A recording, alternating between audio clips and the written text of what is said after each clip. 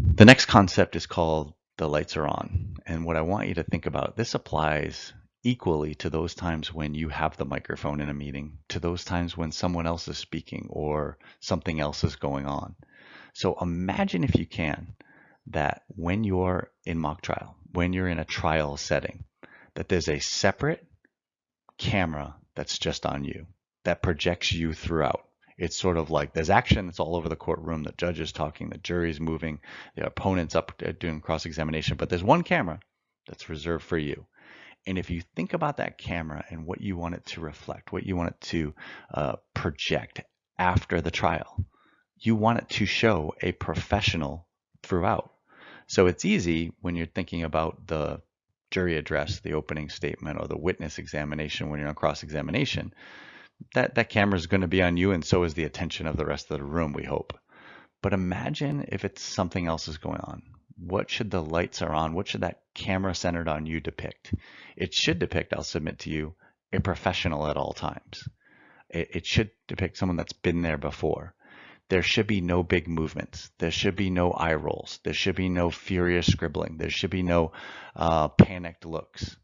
Everything is as I intended it. Everything is going in the range that which I've planned this trial could go, and I have an answer for everything. And I have a next presentation or a next thing we can do with further questions of this witness, with the next witness we're going to call, with the way that we summarize in closing statement. There's always something we can do to handle it, and I'm fine with it. So the lights are on, or just imagine, how do you want to be projected? And it's the same thing. I'll urge you to think about it as the same thing in your career in these meetings. In a sales pitch, it's not going to go all as planned. And you can't, when you're done speaking, slouch in your chair and eye roll and pretend like you're disinterested when your colleague from the same company is pitching the same product or service. You can't, when you get a bad question of, we don't have the money in the budget right now to think about this product. You can't, oh my God, I knew it. I knew this was going to happen. You can't do that at trial either. Can't do it in any professional presentation. You offer me a statement like that as a prospective client, I'm going to react like a professional. I knew a question like that would come. I have something in my presentation that I can offer back, because it is a conversation. It is something where I'm trying to be as effective, as efficient, and persuasive as possible. And I have to think about it as it's all as I intended it. So the camera is zoned on you. How are you going to look during those moments of trial when you don't have the microphone? Look like a professional. That's professional presentations. That's what we need in mock trial. This next one, a lot of these expressions, obviously they're in quotes, but because they come from things I've said in classes and things I've said to mock trial students and trial advocacy students and would-be lawyers for a lot of years. Ditch the crutches is the next one. There are lots of crutches, things we use to essentially take an easier path towards our professional presentation. So if I have to stand up, whether it's a practice on a Saturday morning or at the actual competition, and do my opening statement, there's the right way to prepare for that, where I think about every word I'm going to say. I prepare intensely, yet when I present it, it comes off conversational and it comes off as a presentation that I'm involving the listener in. That's dynamic for that trial that I had. Right? That's the real way you have to do it. If you're going to talk for 5 minutes, it took hours to come up with those 5 minutes and to internalize them and to make it conversational. It took hours to get there. Well, there's a shortcut to that. I could write it down the night before in half an hour, and I could show up to trial and read it. So the idea that those notes that you wrote it on, that laptop that you typed it up on and said, here's my idea, here's what I'm going to say tomorrow, and I'm just going to read this out, that's a crutch. You are using a pathway to that professional presentation. That's a shortcut. And maybe there could be a reason. I want to stick up for some of the process of some mock trial teams. Maybe you're working on the content, and like an essay or like a book report, we're making sure that we're putting it out there and it's going to be edited and it's going to be revised. But when you're in professional presentation mode, when you have a part of mock trial to present as a professional, you got to ditch these crutches. And we're going to talk about a few of them. So you see these little kids, they're sitting on the carpet, they're in an elementary school or preschool setting, right? This is the last time when we cared about people who read out loud to us. Nobody is enthused to go to something where you're like, I can't wait to hear this person read aloud to me, right? And we don't want it for mock trial either. It is not about hearing someone else read aloud. If you wrote something down last night that you think is so great in that 45 minutes that you wrote it, and you're going to bring it to trial and you're going to read it to me, I guarantee you just zapped all the effectiveness, all the persuasiveness out of whatever that content was.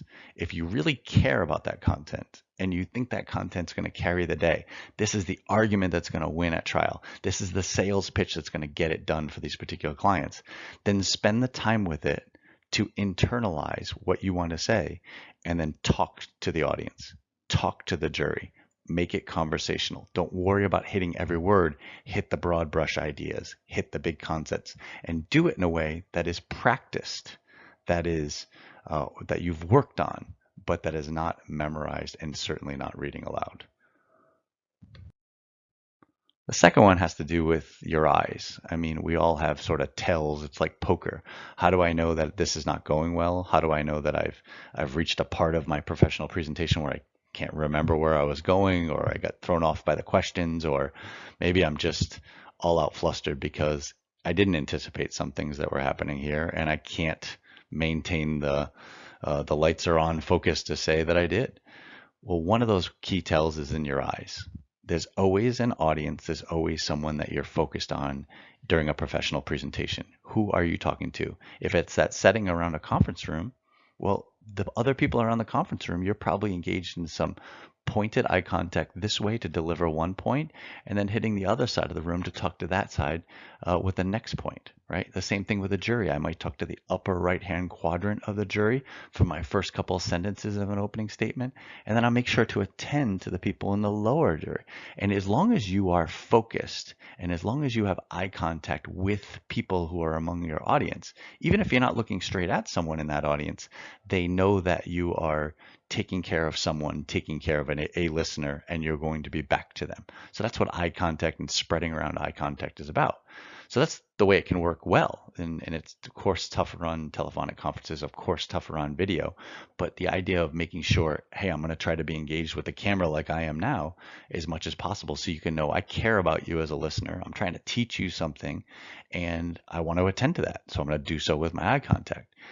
When it doesn't work out so well is when we have these spots, and everyone has these spots in a professional presentation. Where was I going with this? What's the next thing I want to say? I said I had 3 things that are important to our product. I've just said 2 of them. What's the third? Stay engaged, maintain eye contact. Keep looking at your witness when you can't think of the next question. Keep looking at the jury when you can't think of your next point.